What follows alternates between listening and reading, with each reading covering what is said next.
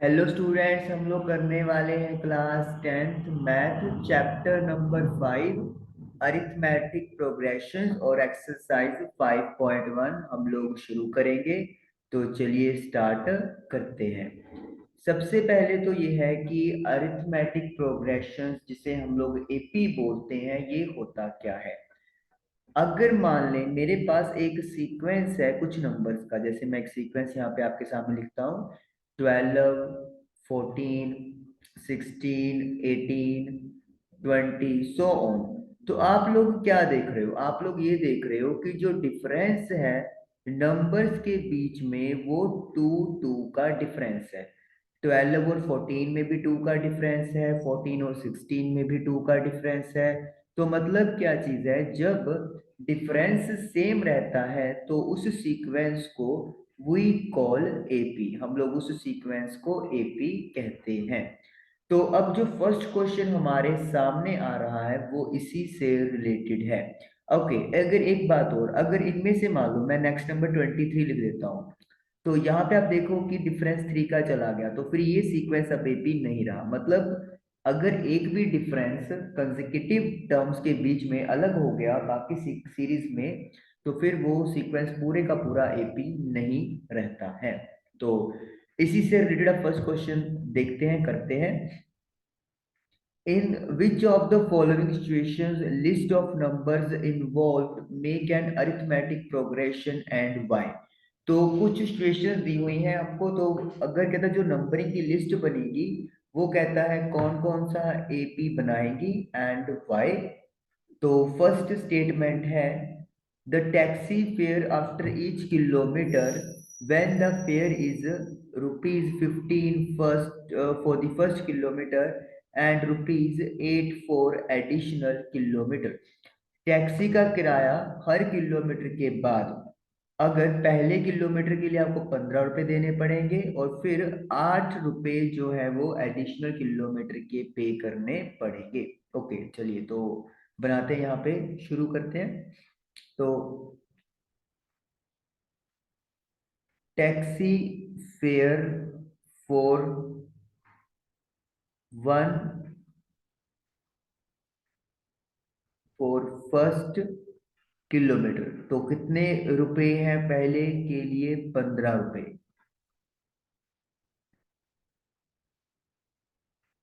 For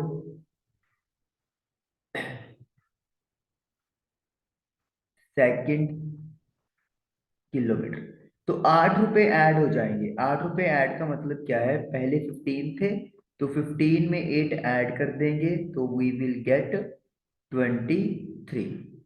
उसके बाद taxi fare for third kilometre,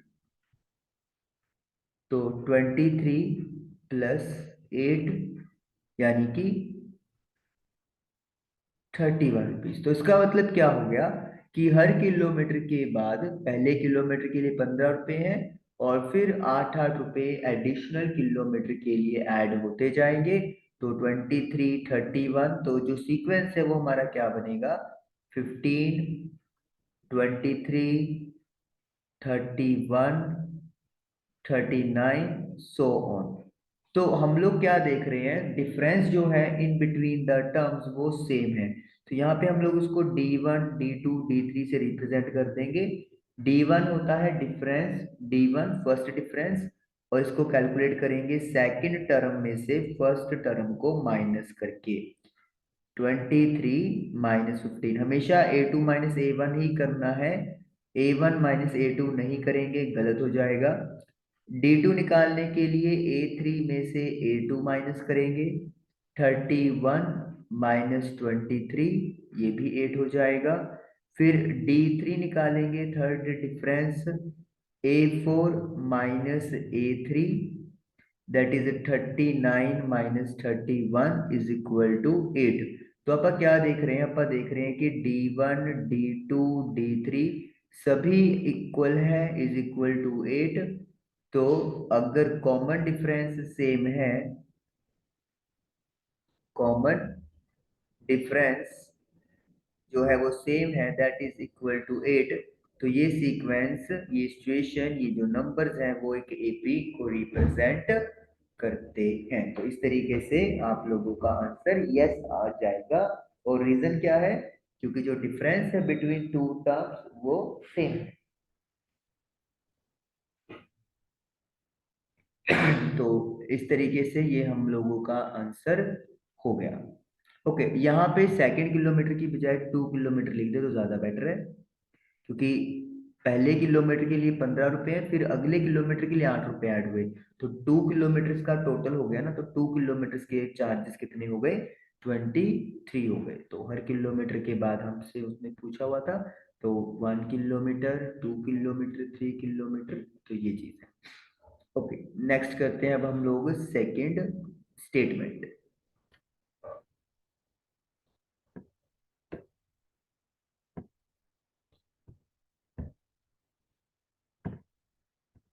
second statement मैं यहाँ पे कॉपी कर रहा हूँ।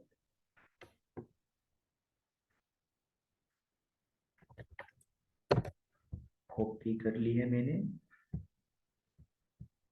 अब इसको इरेज करते हैं और ये सेकंड स्टेटमेंट हमने पेस्ट कर दी। चलिए, सेकंड स्टेटमेंट क्या है?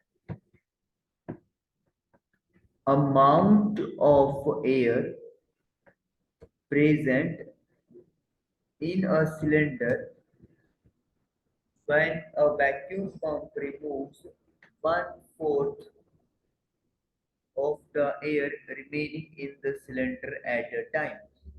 सिलेंडर के अंदर एयर का अमाउंट जब वैक्यूम पंप जितनी एयर सिलेंडर के अंदर बच जाती है उसका 1/4 पार्ट रिमूव करता है। तो ये नंबरिंग हमें बताने हैं कि क्या एपी है या नहीं है। चलिए, तो सबसे पहले अपन क्या करेंगे? Let the volume of air present in the cylinder, cylinder के अंदर जो एयर है उसको अपन मान लेते हैं 1 मान लेते हैं। तो अब air removed by vacuum pump, तो वैक्यूम पंप कितनी एयर बाहर कर रहा है? 1/4 ऑफ द एयर। तो अभी कितनी एयर प्रेजेंट है सिलेंडर के अंदर? 1। इसको मैं 1 ले लेता हूं, तो 1/4 ऑफ 1 कितना होगा? 1/4। तो एयर रिमेनिंग, तो कितनी हवा बची है? Air remaining is equal to total में से 1/4 माइनस करेंगे, तो ये हमारे पास आएगा 4 - 1 इज इक्वल टू 3/4। ये हवा जो बची है रिमेनिंग। याद रखिए, जो एपी या जो सीक्वेंस हमने बनाना है वो एयर रिमेनिंग का बनाना है। तो पहले एयर जो थी वो 1 थी, अब 1/4 निकल गया, तो अब कितना एयर बचा है? 3/4। उसके बाद दोबारा वैक्यूम पंप चलाएंगे, तो अगेन एयर रिमूव्ड 1/4 निकालना है, लेकिन जितनी एयर बची है, तो अब कितनी एयर बची है? 3/4। तो 3/4 का 1/4 करेंगे तो 3/16। तो अब कितनी एयर बची? Air remaining is equal to 3/4 में से 3/16 माइनस कर देंगे, तो 16 एलसीएम आ जाएगा। तो 12 - 3 दैट इज इक्वल टू 9/16। तो ये एयर आ गए रिमेनिंग। मुझे पहले ही पता है कि ये सीक्वेंस एपी नहीं बनता, तो इसलिए मैं 3 टर्म्स पे ही यहाँ पे इसको लीव आउट कर दूंगा। तो फर्स्ट, सेकंड और जो थर्ड मैंने नंबरिंग दी है उसको मैंने सीक्वेंस वाइज लिख दिया इस तरीके से। अब पहले D1 कैलकुलेट करेंगे। D1 is equal to A2 - A1। A2 है 3/4, A1 है 1। तो जब हम लोग उसको माइनस करेंगे, 3 - 4 that is equal to 1/4 with negative sign. अब निकालेंगे D2, A3 में से A2 को माइनस करके। A3 है 9/16, A2 है 3/4।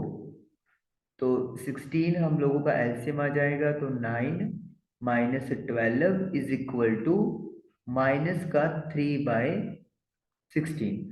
अब आप लोग क्लियरली देख सकते हो कि जो D1 है वो D2 के इक्वल नहीं है। अगर एक भी डिफरेंस सेम नहीं गया तो फिर वो सीक्वेंस एपी नहीं होता। जैसे आपको पहले भी बताया कि अगर डिफरेंस सेम होंगे सभी, तभी वो एपी में काउंट किया जाएगा। अगर एक भी डिफरेंस अलग चला गया तो फिर वो एपी नहीं है। और यहाँ पर वही बात हुई है कि पहले ही D1 और D2 सेम नहीं आए तो फिर यहाँ पे ये वाला एक एपी भी नहीं बनेगा। तो इस तरीके से ये हमारा सेकंड स्टेटमेंट भी चेक हो गया। ओके, अब थर्ड हम लोग करते हैं स्टेटमेंट। मैंने कॉपी कर ली है, आपके सामने पेश की जाएगी। और इस तरीके से ये थर्ड स्टेटमेंट आपके सामने आ गई है। देखिए क्या है statement. Cost of digging a well after every meter of digging, when it cost rupees 150 for first meter and rises by 50 rupees for each subsequent meter। तो एक कुआं खोदना है, उसकी कॉस्ट हर मीटर के बाद, जब फर्स्ट मीटर की मतलब कॉस्ट 150 रुपीज है खुदाई पे, और उसके बाद हर खुदाई पे 50 रुपीज जो है वो इंक्रीज हो जाएंगे।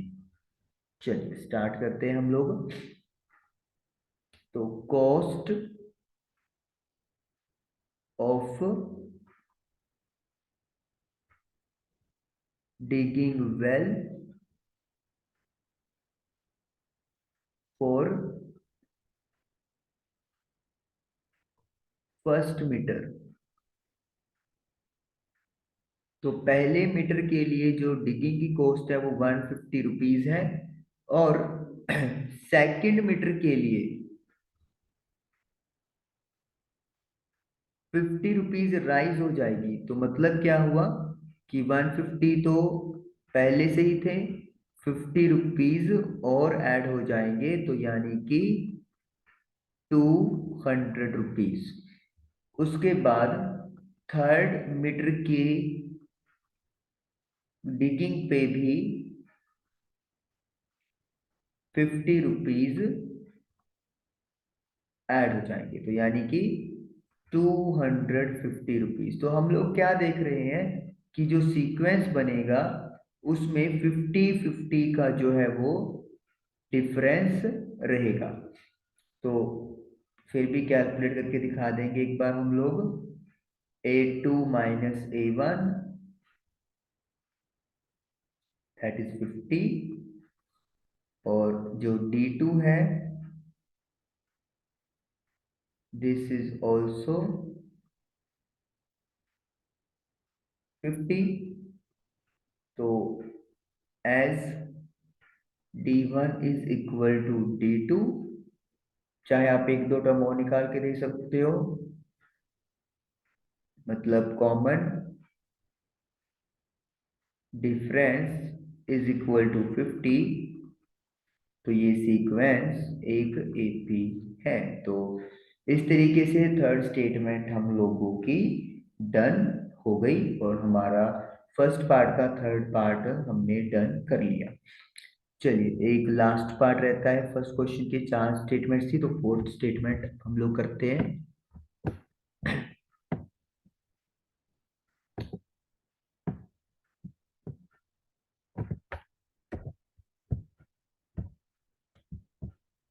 इसको क्लियर करते हैं, और यहाँ पे स्टेटमेंट जो है वो कॉपी होकर पेस्ट आपके सामने आ चुकी है।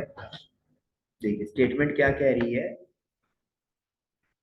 Amount of money in the account every year, हर साल के एंड में यू कैन से कि मनी का अमाउंट जब 10,000 rupees deposited at compound interest at 8% per annum, जब 8% के रेट ऑफ इंटरेस्ट पे कंपाउंड इंटरेस्ट जो लग रहा है, हम लोग मनी डिपॉजिट करवा रहे हैं। चलिए तो स्टार्ट करते हैं हम लोग। Amount of money in the beginning of first year. कितने रुपए लेट कर लें, मतलब लेट नहीं दिया हुआ है हमें, principal amount is 10,000। Amount of money in the end of first year. तो फर्स्ट ईयर के एंड पे मतलब फर्स्ट ईयर के एंड पे, या फिर आप इसको ऐसे लिख सकते हो एट द बिगिनिंग ऑफ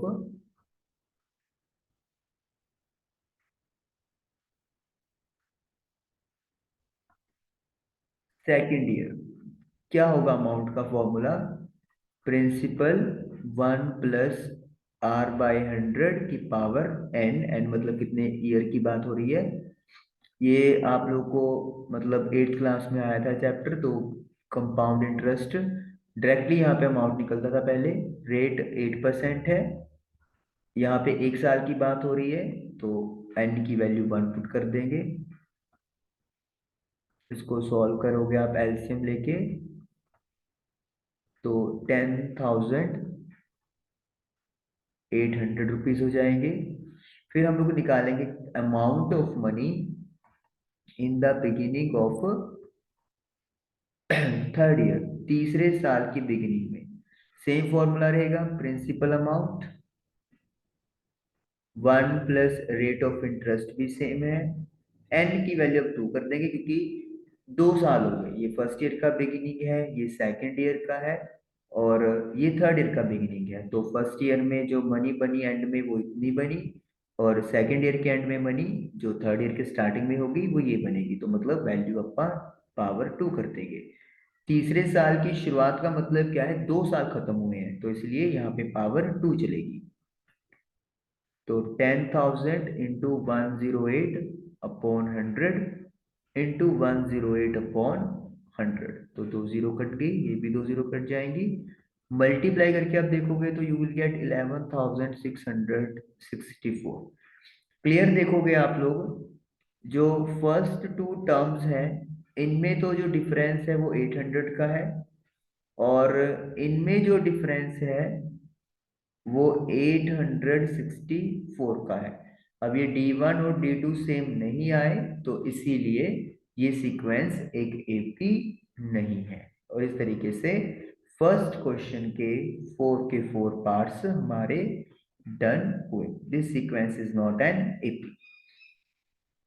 चलिए अब सेकंड क्वेश्चन है हमारे पास। मैं यहाँ पे कॉपी करता हूँ और फिर आपके सामने रिप्रेजेंट करता हूँ। तो बहुत ही आसान चैप्टर है ये, तो जस्ट आपको कंसेप्ट समझना है। ये हमारे सामने क्वेश्चन नंबर 2 आ चुका है। तो क्वेश्चन नंबर 2 है मेरे पास, यहाँ पे मैं थोड़ा सा,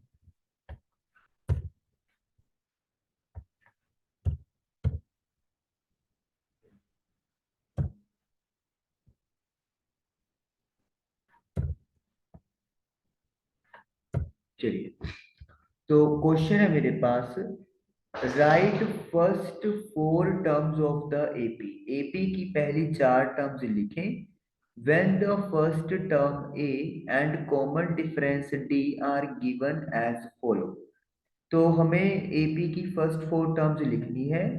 फर्स्ट टर्म ए और कॉमन डिफरेंस डी अगर दिया हुआ है। चलिए स्टार्ट करते हैं। तो फर्स्ट टर्म है a is equal to 10। Second term निकालनी है, तो a1 या a सेम चीज होती है। आप a को फर्स्ट टर्म को a1 भी लिख सकते हो और a भी लिख सकते हो, कोई प्रॉब्लम नहीं है। a2 की वैल्यू निकालनी है, तो मुझे फर्स्ट टर्म में d ऐड करना पड़ेगा। तो यानी कि 10 + 10 it will be equal to 20। अगर मुझे थर्ड टर्म निकालनी है, तो सेकंड टर्म में d ऐड करना पड़ेगा। 20 + 10 दैट इज इक्वल टू 30। मुझे फोर्थ टर्म निकालनी है, तो a3 + d 30 + 10 is equal to 40 और मुझे फिफ्थ टर्म निकालनी है, तो मतलब फोर्थ टर्म में डी ऐड कर देंगे।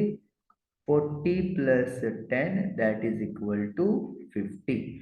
यहाँ पे 4 टर्म्स ही कहे थे, मैंने 5 तक कर दी। मतलब आपकी कंसेप्ट की बात है कि पिछले टर्म में डी ऐड करते चलेंगे तो you will get the terms. तो ये 10, 20, 30 and 40 is the answer. Next भी देखिए, ए आपको दी हुई है, डी 0 है, तो A2 कैसे कैलकुलेट करेंगे? ए में डी ऐड कर देंगे, -2 में 0 ऐड किया, सेम ही आएगा। A3 निकालनी है तो A2 में ऐड कर दो, तो -2 ही आएगा, क्योंकि जब डिफरेंस ही 0 है तो यानी कि ना कुछ प्लस हो रहा है ना कुछ माइनस हो रहा है, तो इसीलिए जो आंसर है उसमें कोई चेंज नहीं आएगा, जितनी मर्जी टर्म्स आप कैलकुलेट कर ले। नेक्स्ट वन है, A4 है, D -3 है। अच्छा, डी जो है वो नेगेटिव हो सकता है और रेशो में हो सकता है, तो मतलब इसमें कोई बाउंडेशन नहीं है।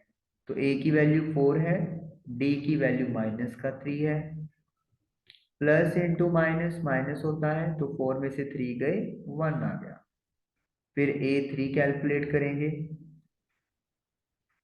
A2 की वैल्यू 1 आई है, डी की वैल्यू -3 है, तो A-3 माइनस का 2, और A4 निकालना है तो A3 में डी ऐड कर देंगे, -2 प्लस -3, -2 -3 इज इक्वल टू -5। तो इस तरीके से हम लोग मतलब कैलकुलेशंस करते हैं, जितनी मर्जी टर्म्स आप निकाल सकते हैं। फोर्थ वन में ए की वैल्यू है -1 और डी की वैल्यू 1/2 है। ये 1/2 है, जैसे बोला कि डी नेगेटिव पॉजिटिव रेशियो में कुछ भी हो सकता है, तो इसीलिए यहाँ पे हमें कुछ भी सोचने की जरूरत नहीं है।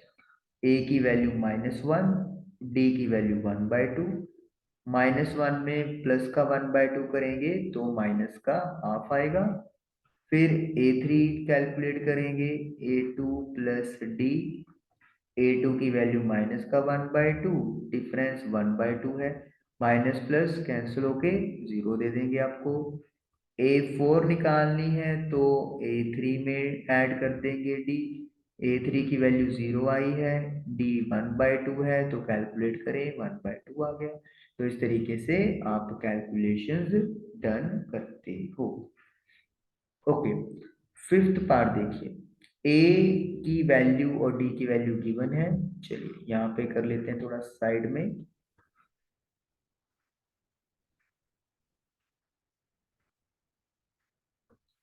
तो ए और डी गिवन है, तो A2 ए प्लस डी होता है। What is a? माइनस का 1.25, वट इज डी? माइनस का 0.25। प्लस माइनस माइनस 0.25, दोनों नेगेटिव के हैं तो 1.50 हो गया। फिर A3 निकालनी है तो A2 में डी ऐड कर दो, -1.50 और डी की वैल्यू 0.25, तो ये आपका -1.75 हो गया। A4 निकालना है तो A3 में डी ऐड कर दो, माइनस का 1.75 प्लस, डी की वैल्यू नेगेटिव है तो सीधे ही अपन लिख लेते हैं, यहाँ पे माइनस माइनस प्लस होता है, साइन नेगेटिव का रहेगा तो -2 आ गया। 2.00 लिख भी सकते हो आप लोग, ठीक है। तो इस तरीके से आपका क्वेश्चन नंबर सेकंड डन हुआ, इजी वन। थर्ड क्वेश्चन में हमारे पास एपी दी हुई है और हमें फर्स्ट टर्म और कॉमन डिफरेंसेस फाइंड करने हैं। चलिए, कॉपी हो गया है, अब इसको इधर पेस्ट करते हैं। तो ये मेरे पास क्वेश्चन नंबर 3 आ गया है।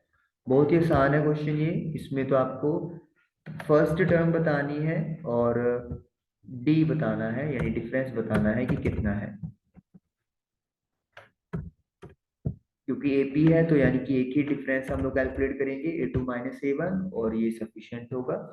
तो ए वन या ए जो है वो थ्री है, डी कैलकुलेट करने के लिए a two minus a one, one minus three that is equal to minus का टू, डिफरेंस माइनस का five, sorry not difference first term, तो a is equal to minus five, और difference is a two minus a one minus one, minus a की value minus का five है, तो ये negative ध्यान से लगाना है, एक नेगेटिव तो को फॉर्मूले का पार्ट है, तो फाइव में से वन गया फोर।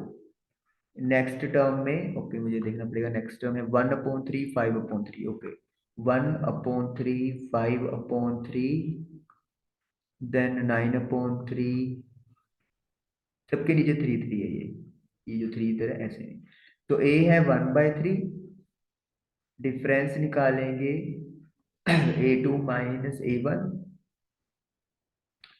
फाइव बाय थ्री में वन बाय थ्री माइनस करेंगे, तो it is four upon three.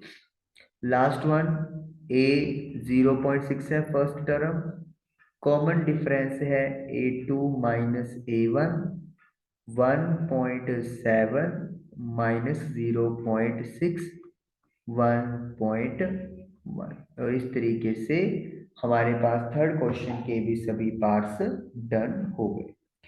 तो 5.2 एक्सरसाइज के सॉरी वन एक्सरसाइज के हमने फर्स्ट थ्री पार्ट्स डन कर लिए हैं, एक पार्ट रहता है जिसे हम लोग नेक्स्ट सेशन में करेंगे।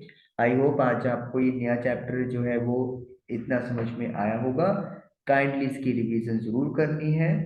Thank you for watching the video, अगले सेशन में फिर आपसे मुलाकात होगी, तब तक के लिए हंसते रहिए, मुस्कुराते रहिए और पढ़ाई भी करते रहें। अब तो डेट शीट भी आ गई है। Thank you for watching the video.